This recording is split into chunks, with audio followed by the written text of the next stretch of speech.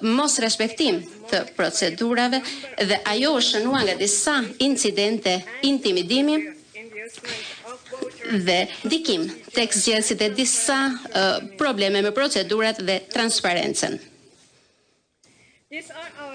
Këto janë pikat kryesore. Më lejoni tani të flas për disa gjetje dhe konkluzione të tjera.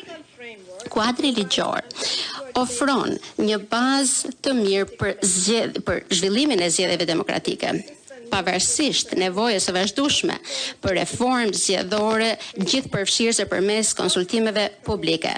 Mangësitë dhe paqartësitë e reduktuan qartësinë dhe krijuan pasiguri në zbatimin e kuadrit zgjedhor në frymë dhe në germ. Kjo do të thotë se përputhshmëria me ligjin nuk mundi të parandaloj zbatimin e tij në frymë. Një shembull ishte shpallja shumë pak kohë para ditës së zgjedhjeve të faljes së shumë gjobave shtetërore që ishte vendosur që në 2024, si dhe zbatimin shumë afër të disa vendimeve për përfitime sociale shumë afër zgjedhjeve, vendime të miratura tashmë që vitin e kaluar.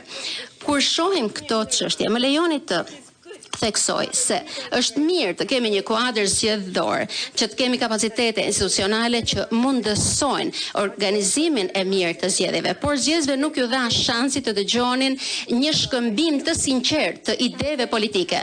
Fushata u fokusua në sulme armiqësore dhe personale, sidomos nga drejtuesit e dy partive kryesore, në vend që të bazohej tek debati mbi zgjidhjet e ndryshme. Dhe kjo çoi në mosbesim në politik. Vendi ka nevojë për politikë të ndershme dhe jo vetëm në ditën e zgjedhjeve, por çdo ditë.